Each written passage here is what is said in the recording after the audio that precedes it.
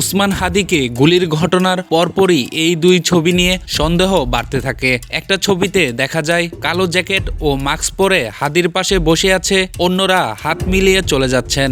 কিন্তু হাদির পাশে বসে থাকা এই যুবককে সন্দেহ তৈরি হয় আরেকটি ছবি দেখে। গায়ে কালো পাঞ্জাবি, মুখে মাস্ক, গলায় চাদর ও পরনে জিন্স প্যান্ট। গুলি করার সিসিটিভি ফুটেজ প্রকাশ্যে আসার পর সন্দেহ পরিষ্কার হতে থাকে। মোটর সাইকেলে করে হামলায় অংশ নেওয়া দুই ব্যক্তির ছবি ও প্রচারণায় অংশ নেওয়া ওই ব্যক্তির ছবি বিশ্লেষণ করেছে দ্য ডিসেন্ট। তারা নিশ্চিত হয়েছে যে বাইক থেকে গুলি ছোড়া দুই ব্যক্তি আজ দুপুরে ওয়াবদা মাদ্রাসা এলাকায় হাদির সাথে মাস্ক পরা অবস্থায় হাদির জনসংযোগে অংশ নিয়েছিল।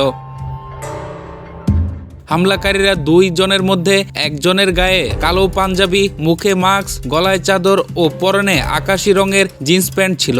অন্যজনের গায়ে মুখে মাস্ক, চোখে চশমা, পায়ে চামড়া রঙের জুতা ছিল। হামলাকারী দুইজনের সাথে জনসংযোগে অংশ নেওয়া দুইজনের কাপড় হুবহু মিলে যায়।